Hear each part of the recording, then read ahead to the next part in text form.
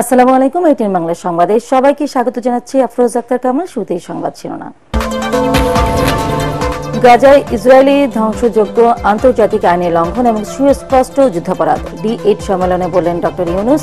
পাকিস্তানকে ৭১-এর অমীমাংসিত সমস্যার সমাধানের আহ্বান। যৌথ বাহিনী ৩ ঘণ্টার শ্বাসরুদ্ধকর অভিযানে কেরানীগঞ্জে রূপালী ব্যাংকের জিম্মিরা মুক্ত, ৩ ডাকাত আটক, ১৮ লাখ টাকা ও 4টি খেলনা পিস্তল উদ্ধার।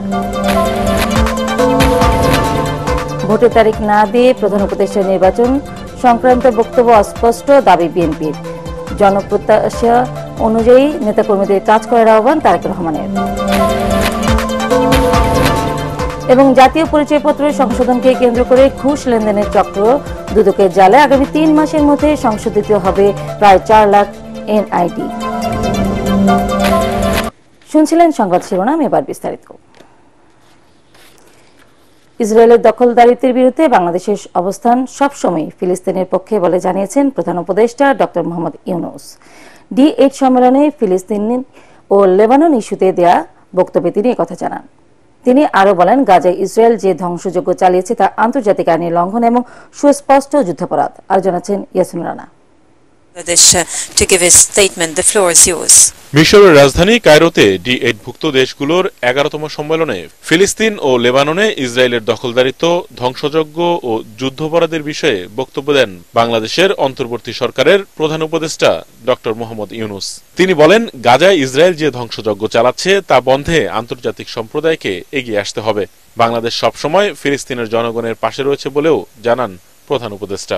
Excellencies, throughout our history, Bangladesh has stood firmly in support of the Palestinian cause. We consistently condemn the illegal occupation and the violent repression carried out by Israel.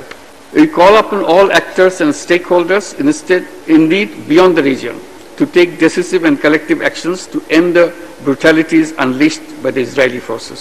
The massacres in Gaza, the West Bank and Lebanon are clear violations of international law and constitute war crimes.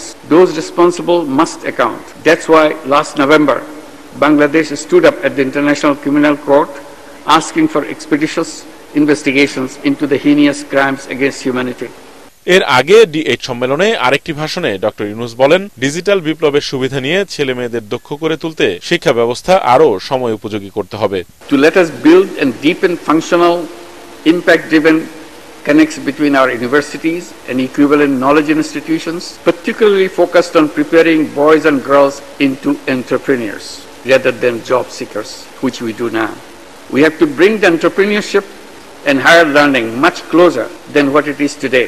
Our aim should be to generate knowledge that can produce global business and industry leaders from the 8 countries. এছাড়া এদিন মিশরের president Abdul Fattah এল CC এবং ফিলিস্তিন liberation অর্গানাইজেশনের মহাসচিব হুসেইন আল শেখের সাথে সাক্ষাৎ করেন প্রধান উপদেষ্টা ডক্টর ইউনূস। ইয়াসিন রানা, এটিএন বাংলা। ঢাকা ইসলামাবাদ সম্পর্ক উন্নয়নে ১৯৭১ সালের ইস্যুগুলো নিষ্পত্তির আহ্বান জানিয়েছেন প্রধান উপদেষ্টা ডক্টর মোহাম্মদ ইউনূস। কায়রোতে অনুষ্ঠিত D8 সম্মেলনে সাইডলাইন বৈঠকে ব্যবসা বাণিজ্য এবং ক্রীড়া ও সাংস্কৃতিক প্রতিনিধি দল বিনিময়ের মাধ্যমে দুদেশের সম্পর্ক জোরদারে একমত হন প্রধান উপদেষ্টা ডক্টর মোহাম্মদ ইউনূস ও পাকিস্তানের প্রধানমন্ত্রী শেহবাজ শরীফ। এ সময় চিনি শিল্প, ডেঙ্গু ব্যবস্থাপনা ও সার্ককে আরও কার্যকর করতে আলোচনা করেন তারা। বৈঠকে ২০২৬ সালের মাঝামাঝি বা তার আগে বাংলাদেশের জাতীয় নির্বাচন অনুষ্ঠানে প্রয়োজনীয় সংস্কার প্রক্রিয়ার কথা তুলে ধরেন ডক্টর ইউনূস। পাক প্রধানমন্ত্রী জানান, ১৯৭৪ সালের ত্রিপক্ষীয় চুক্তিতে বাংলাদেশ, পাকিস্তান ও ভারতের বিষয়গুলো মীমাংসিত হয়েছে। এর বাইরে অমীমাংসিত কোনো বিষয় থাকলে তা দেখার কথা জানান তিনি। একই সাথে ডেঙ্গুর প্রাদুর্ভাবে বাংলাদেশের মৃত্যুর ঘটনায় শোক জানান প্রধানমন্ত্রী শেহবাজ শরীফ। এ বিষয়ে পাকিস্তানের অভিজ্ঞতাকে কাজে লাগানোর কথা বলেন তিনি। বৈঠকে অন্তর্বর্তী সরকারকে সমর্থন দেওয়ায় ধন্যবাদ জানান ডক্টর ইউনূস। আশা করেন বাংলাদেশ ও পাকিস্তান এই প্রচেষ্টা অব্যাহত রাখবে। যৌথ বাহিনী ৩ ঘণ্টার শ্বাসরুদ্ধ করা সফল অভিযানে মুক্তি পেয়েছেন ঢাকার কেরানীগঞ্জে রূপালী ব্যাংক জিঞ্জিরা শাখার জিম্মিরা। অবরুদ্ধ করে রাখা ৩ ডাকাতকে আটক করেছে যৌথ বাহিনী। এদের মধ্যে 2 জন ছাত্র ও অপরজন গাড়ি চালক। সংবাদ সম্মেলনে ঢাকা জেলার পুলিশ সুপার জানান, আটককৃতদের কাছ থেকে নগদ ১৮ লাখ টাকা, 4টি খেলনা পিস্তল, 2টি চাকু ও একটি লোহার পাইপ উদ্ধার করা হয়েছে। অপ্রাপ্তবয়স্ক 2 ছাত্রের বিষয়ে সিদ্ধান্ত নেওয়া হবে আইনগত দিক খতিয়ে দেখার পর। মিজান শাহজাহানের রিপোর্ট। দুপুর 2টা থেকে বিকাল 5টা, শ্বাসরুদ্ধকর 3 ঘন্টা। রূপালী ব্যাংকের জিঞ্জিরা শাখায় ডাকাত ঢুকেছে এমন মাইকিংয়ের পর আতঙ্কিত হয়ে পড়েন স্থানীয়রা। 999-এ ফোন পেয়ে ঘটনাস্থলে যায় পুলিশ, র্যাব, সেনাবাহিনী ও ডিএমপি সোয়াত টিম। তালা মেরে দেওয়া তার কি কেচে কেটে যেহেতু মনে করেন কিছু নিতে পারেন, এটাও একটা পরিকল্পনা হয়তো ছিল, নাহলে এই গণবসতি জায়গায় একটা ব্যাংকে দিনে দুপুর বেলা ডাকাতি করাটা মানে আমাদের কাছে, যে আমরা এলাকার বাসিন্দা হিসাবে আমার কাছে একটা দুঃখজনক ব্যাপার। প্রশাসনের কাছে আমাদের এটাই দাবি যে এরকম ভবিষ্যতে যেন আমাদের কেরানীগঞ্জে এরকম না হয়। ব্যাংকে জিম্মি করে রাখা হয় 10 কর্মকর্তা ও 6 গ্রাহককে। আসামিদের দাবি, একজন রোগীর চিকিৎসার জন্য টাকা নিতে এসেছে তারা। সব দাবি মেনে নেওয়া হবে এমন আশ্বাস দিয়ে মোবাইল ফোনে তাদের সাথে কথা বলেন পুলিশের আইজিপি। প্রত্যেকটা অস্ত্রই ছিল হলো খেলনা অস্ত্র, টয়। কারণ ওরা বলেছিল যে একজন মৃত্যু শয্যায় একটা রোগীকে, কিডনি পেশেন্টকে বাঁচানোর জন্য তাদের টাকা দরকার, এই টাকাটা তারা দিতে চায় সেখানে। তো ওইটা জন্য আমরা বললাম, ওকে, তোমরা যে টাকাটা নিয়েছো বা নিতে চাও এখান থেকে নিয়ে আমরা পৌঁছাই দিব, তারপরে তোমরা নিজেদের ঝুঁকি নিবা না, জীবনের ঝুঁকি নিবা না, এবং আমাদের এখানে যাদেরকে তোমরা জিম্মি করেছো, যে সাধারণ মানুষ যারা এখানে জিম্মি হয়েছে, তাদেরও যেন কোনো রকমের ক্ষতি সাধন না করা হয়। কেরানীগঞ্জ মডেল থানায় সংবাদ সম্মেলনে পুলিশ সুপার আরো বলেন, আসামিদের একজন 7ম শ্রেণীর শিক্ষার্থী ও একজন 5 পারা হাফেজ মাদ্রাসার ছাত্র। অপ্রাপ্তবয়স্ক হওয়ায় আইনি দিক খতিয়ে দেখা হচ্ছে বলে জানান এই পুলিশ কর্মকর্তা। ওরা হলো আন্ডার এজ, তো ওদের ফিউচার, তারপরে সবকিছু আইনগত সবকিছু কোনটা সাপোর্ট করে, কিভাবে আমরা নিব, এগুলো একটু আমরা চিন্তা ভাবনা করে সবকিছু আইনের আমরা প্রক্রিয়া করছি, আমাদের এই সমস্ত প্রসিডিউর মেনটেন করব। ইউটিউবে মুভি দেখে অ্যাডভেঞ্চারের উদ্দেশ্যে এসব তরুণ বিপদগামী হয়েছে বলে ধারণা আইন শৃঙ্খলা রক্ষাকারী বাহিনীর। মিজান শাহজাহান, এটিএন বাংলা, কেরানীগঞ্জ, ঢাকা। জুলাই আগস্টে গণহত্যার ধামাচাপা দিতে সাবেক প্রধানমন্ত্রী শেখ হাসিনার নির্দেশে সারা দেশে ইন্টারনেট সেবা বন্ধ করা হয়েছিল বলে স্বীকারোক্তি দিয়েছেন সাবেক আইসিটি প্রতিমন্ত্রী জুনায়েদ আহমেদ পলক।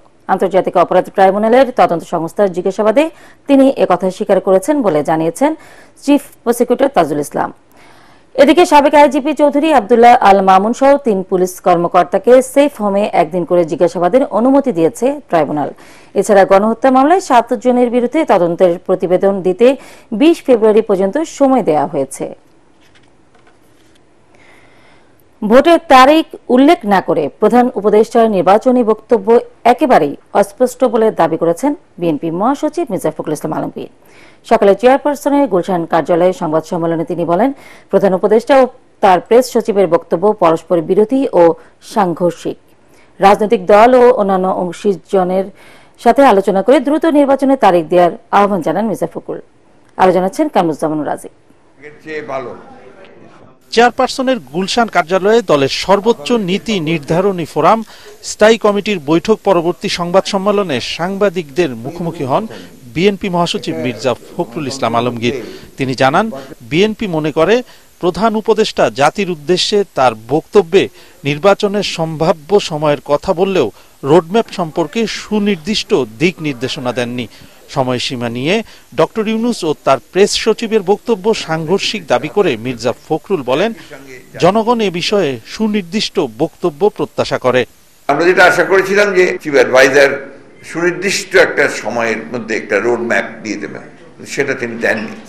এটা আপনারা আমাদেরকে কিছুটা হতাশ করেছে, একই সঙ্গে জাতিকেও কিছুটা। আর তারপরে তার প্রেস সচিব যে কথা বলেছেন, এই কথাটা আবার সাংঘর্ষিক কথা হয়ে গেছে। 25-এর শেষের দিকে অথবা আপনার 26-এর প্রথম দিকে চিফ অ্যাডভাইজার বলেছিলেন, আর উনি বলছেন যে জুনের মধ্যে নির্বাচন হবে। তো এক্স্যাক্টলি আমরা বুঝতে পারছি না যে কোনটা সঠিক। তিনি বলেন, যেহেতু নতুন নির্বাচন কমিশন গঠন হয়ে গেছে, এখন ভোট বিলম্বের প্রয়োজন নেই। নির্বাচন কেন্দ্রিক সংস্কার করে দ্রুত নির্বাচন সম্পন্ন করা উচিত। ইলেকশন কমিশন গঠন হয়ে গেছে, সুতরাং ইলেকশন পরিচালনা করবার, কন্ডাক্ট করবার জন্য তার প্রস্তুতি নেওয়ার তো সেই ধরনের কোনো প্রবলেম তো নাই। সুতরাং অতি দ্রুত সেটা করা সম্ভব। নির্বাচনের সুনির্দিষ্ট সময়ে রাজনৈতিক দল ও অন্যান্য অংশীদারের সঙ্গে আলোচনার মাধ্যমে নির্ধারণ করা উচিত। সংবিধানের ৫ম সংশোধনী সংক্রান্ত হাইকোর্টের রায়কে স্বাগত জানিয়ে বিএনপি মহাসচিব বলেন, এ রায়ে প্রতিষ্ঠিত হয়েছে নির্বাচিত সংসদই সংবিধান সংশোধনের উপযুক্ত ফোরাম। কামরুজ্জামান রাজীব, এটিএন বাংলা, ঢাকা। নির্বাচনের পুলসিরাত পার হতে হলে জনগণের সমর্থন ধরে রাখতে নেতাকর্মীদের সঠিকভাবে দায়িত্ব পালনের আহ্বান জানিয়েছেন বিএনপির ভারপ্রাপ্ত চেয়ারম্যান তারেক রহমান। মানিকগঞ্জ, নরসিংদী ও মুন্সিগঞ্জ জেলা বিএনপির কর্মশালায় ভার্চুয়ালি যুক্ত হয়ে তিনি বলেন, দল ও দেশের বিরুদ্ধে ষড়যন্ত্র থেমে নেই, তাই সবাইকে সজাগ থাকতে হবে। তারেক রহমান বলেন, সাধারণ মানুষের স্বার্থ রক্ষা করতে হলে জনগণের সরকার প্রতিষ্ঠা করতে হবে। অনেক ত্যাগ তিতিক্ষার পর দেশ স্বৈরাচার মুক্ত হয়েছে। গণতন্ত্র প্রতিষ্ঠায় সামনে আরও পরীক্ষার জন্য নেতাকর্মীদের প্রস্তুত থাকার আহ্বান জানান তারেক রহমান।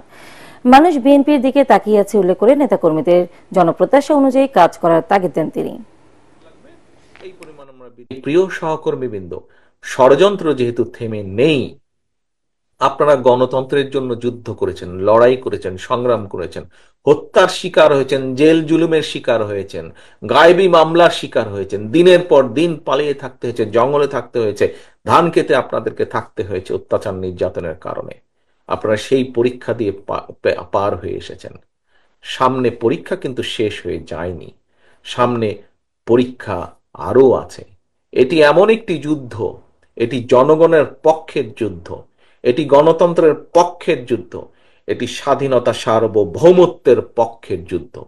এই যুদ্ধে যদি জয়ী থাকতে হয়, অনবরত আমাদেরকে সংগ্রাম চালিয়ে যেতে হবে।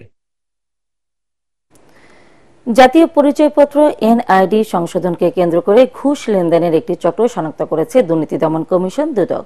এই কাজে জড়িত দুজনকে আটক করা হয়েছে বলে জানিয়েছেন দুদকের সহকারী পরিচালক আসিফ আল মাহমুদ। এ সময় এনআইডির মহাপরিচালক এএসএম হুমায়ুন কবির জানান, আগামী ৩ মাসের মধ্যে প্রায় ৪ লাখ এনআইডি সংশোধন শেষ করা হবে। বিস্তারিত একরামুল হক সাইমের রিপোর্টে। জাতীয় পরিচয়পত্র সংক্রান্ত কাজে ঘুষ লেনদেনের বিশাল নেটওয়ার্ক ইসিতে এমন অভিযোগে নির্বাচন কমিশনে যায় দুর্নীতি দমন কমিশন দুদকের টিম। বৃহস্পতিবার সকাল থেকে নির্বাচন ভবনের চারপাশে গতিবিধি পর্যবেক্ষণ করে সেবাগ্রহীতা সেজে। এ সময় এনআইডি সংশোধনকে কেন্দ্র করে বিপুল অর্থ লেনদেনের প্রমাণ পায় দুদক। কম্পিউটারের দোকান, আনসার, দালাল, পুলিশ সদস্য থেকে শুরু করে কমিশনের কর্মকর্তারাও এতে জড়িত রয়েছেন বলে জানান দুদক কর্মকর্তারা। এনআইডি কারেকশনের বিষয়ে ঘুষ লেনদেনের একটা নেটওয়ার্ক তৈরি হয়েছে। তো নেটওয়ার্কটা আসলে ওই যে বাইরে দোকানে আপনার যারা দোকানদার আছে, বাইরে কম্পিউটারের দোকান থেকে শুরু করে মাঝখানে দালাল, এখানে আনসার, পুলিশ সদস্য থেকে ওই কমিশনের মধ্যে কর্মকর্তারা জড়িত হয়। তো আমরা ইনিশিয়ালি যারা প্রাইমারি হ্যান্ডে যারা কাজ করে তাদেরকে আমরা আইডেন্টিফাই করছি। এখন তাদের নাম্বার থেকে তারা কার সাথে যোগাযোগ করছে, তাদের সাথে যোগাযোগ করেছে, এভাবে চ্যানেল ওয়াইজ যা হচ্ছে আর কি। এনআইডির মহাপরিচালক এএসএম হুমায়ুন কবিরের সাথে এই বিষয়ে আলোচনা করে দুদকের টিম। এনআইডি সংশোধনে ক্র্যাশ প্রোগ্রাম পরিচালনা করবেন বলে জানান মহাপরিচালক। 3,78,000 আবেদন পেন্ডিং আছে এবং এই পেন্ডিংটাই হচ্ছে সম্ভবত এই দুর্নীতির একটা বড় সুযোগ, কারণ মানুষ দুর্দান্ত সাফার করে। নির্বাচন কমিশন সচিবালয়ের কেউ জড়িত থাকে, তাদের বিরুদ্ধে যা যা ব্যবস্থা নেওয়া আমরা তা নিব। টাকা পয়সা লেনদেনের একটা ব্যাপক বিষয় ওনারা জানতে পেরেছেন। তো যেহেতু এটা প্রকল্পের লোকজনের সাথে জড়িত, সেই জন্য আমি বলেছি যে আপনারা প্রকল্পের সাথে কথা বলেন। প্রকল্পের সাথে কথা বলার পরে আমাদের কাছ থেকে আপনাদের যে সাপোর্টগুলো লাগে আমরা সেই সাপোর্টগুলো আপনাদেরকে দিব। এনআইডি বাণিজ্য করে ইসির কর্মকর্তাদের কেউ কেউ বিপুল অর্থ সম্পদের মালিক হয়েছেন বলে খবর উঠে আসে বিভিন্ন সংবাদ মাধ্যমে। ইকরামুল হক সায়েম, এটিএন বাংলা, ঢাকা। দীর্ঘ 5 বছর পর দেশে ফিরেছেন সাংবাদিক নাজমুস সাকিব। বৃহস্পতিবার দুপুরে হযরত শাহজালাল আন্তর্জাতিক বিমানবন্দরে পৌঁছান তিনি। এ সময় বিমানবন্দরে তাকে অভ্যর্থনা জানান তার শুভাকাঙ্ক্ষীরা। সাংবাদিক নাজমুস সাকিব আওয়ামী লীগ সরকারের বিতর্কিত নির্বাচন ও নেতাদের নানা দুর্নীতি নিয়ে প্রতিবেদন করার জন্য আলোচিত হন। তিনি ইংরেজি দৈনিক দ্য ইন্ডিপেন্ডেন্ট এবং স্যাটেলাইট চ্যানেল RTV-তে কাজ করেছেন। তবে নাজমুস সাকিব সবচেয়ে বেশি পরিচিত লাভ করেন একজন অনলাইন অ্যাক্টিভিস্ট হিসেবে। কানাডা থেকে প্রচারিত নাগরিক টিভির বার্তা প্রধান হিসেবে কাজ করছেন তিনি। দীর্ঘদিন ধরে বিদেশে বসবাস করা সাংবাদিক নাজমুস সাকিব 2019 সালের পর থেকে আর দেশে ফিরতে পারেননি। এখন কিন্তু আবার ওই আমাদের মাঝে মাঝে একটা দ্বন্দ্ব দেখা যাচ্ছে। যেমন আপনি দেখবেন যে সবচেয়ে বৃহত্তর রাজনৈতিক দল যে বিএনপি, বিএনপি কিন্তু আজকাল দেখবেন যে যারা অনলাইন অ্যাক্টিভিস্ট হিসেবে অত্যন্ত জনপ্রিয়, আমি তাদের নাম নাই নিলাম, তাদের আচরণে কিন্তু বিএনপি আজকাল কিন্তু তারা কিন্তু ক্ষুব্ধ। কারণটা কি? কারণ তাদের আচরণে মনে হচ্ছে তারা হয়তো চায় না যে দেশে একটা নির্বাচন হোক।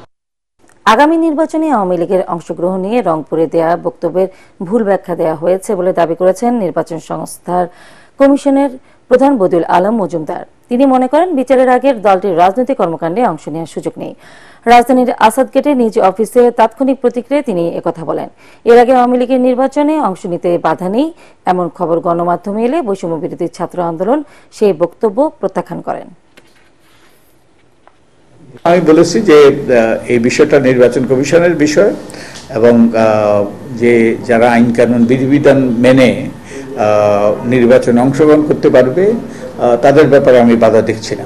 আইসিটি আইনে অনেকগুলো মামলা হয়েছে, শেখ হাসিনা সহ অনেক আওয়ামী লীগের নেতার বিরুদ্ধে হত্যা মামলা হয়েছে। এগুলো শুরু হওয়ার আগে আওয়ামী লীগের পক্ষে রাজনৈতিক কর্মকাণ্ডে অংশ নেওয়া এবং নির্বাচনে অংশ নেওয়া অসম্ভব বলে আমি মনে করি। পার্টেক্স খেলার খবর।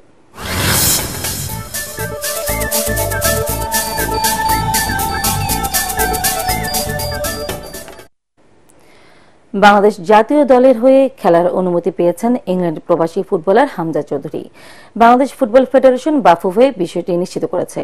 এছাড়া ভিডিও বার্তায় হামজা জানিয়েছেন বাংলাদেশে খেলতে তর সইছে না তার। বাংলাদেশ দলে খেলতে পারার বিষয়টি নিশ্চিত হওয়ার পর হামজার ক্লাব লেস্টার সিটি তাদের ফেসবুক পেজে হামজার বাংলাদেশ জাতীয় দলের পতাকা হাতে একটি ছবি পোস্ট করেছে। প্রথম বাংলাদেশী হিসেবে 2017 সাল থেকে হামজা চৌধুরী ইংলিশ প্রিমিয়ার লিগে খেলে আসছেন। Hi everyone, it's Hamza here. I'm so happy everything's over the line. I can't wait to be playing for Bangladesh and hopefully see you guys soon. Bye. বিজয় দিবস কাবাডি প্রতিযোগিতার উদ্বোধনী ম্যাচে ফায়ার সার্ভিসকে 56-28 পয়েন্টের বড় ব্যবধানে হারিয়েছে বাংলাদেশ পুলিশ। প্রথমার্ধে বিজয়ী দল 32-15 পয়েন্টে এগিয়ে ছিল। এর আগে পল্টনের শহীদ ক্যাপ্টেন এম মনসুর আলী জাতীয় হ্যান্ডবল স্টেডিয়ামে প্রতিযোগিতার উদ্বোধন করেন যুব ও ক্রীড়া সচিব রেজাউল মাকসুদ জাহিদি। এ সময় কাবাডি ফেডারেশনের সহসভাপতি ও IGP prison brigadier general Syed Motahar Hossain, জাতীয় ক্রীড়া পরিষদ সচিব আমিনুল ইসলাম এবং কাবাডি ফেডারেশনের সাধারণ সম্পাদক এস.এম. নওয়াজ সোহাগ সহ অন্যান্যরা উপস্থিত ছিলেন। এবারের প্রতিযোগিতায় পুরুষ ও নারী বিভাগে মোট 12টি দল অংশ নিচ্ছে।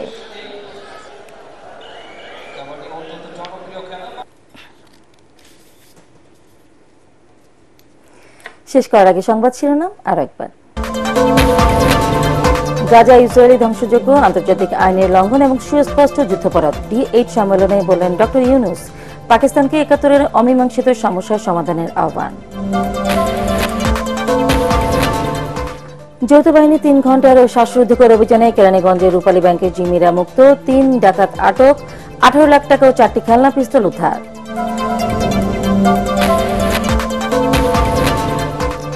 ভোটের তারিখ না দিয়ে প্রধান উপদেষ্টা নির্বাচন সংক্রান্ত বক্তব্য অস্পষ্ট, দাবি বিএনপির।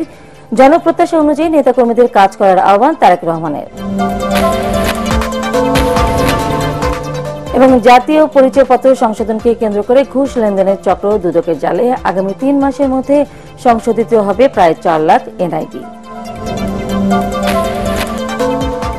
পরবর্তী সংবাদ দেখার আমন্ত্রণ জানিয়ে এখনকার মতো শেষ করছি। এটিএন বাংলা সংবাদ ইউটিউবে দেখতে ব্রাউজ করুন YouTube/এটিএন বাংলা নিউজ। ধন্যবাদ সবাইকে।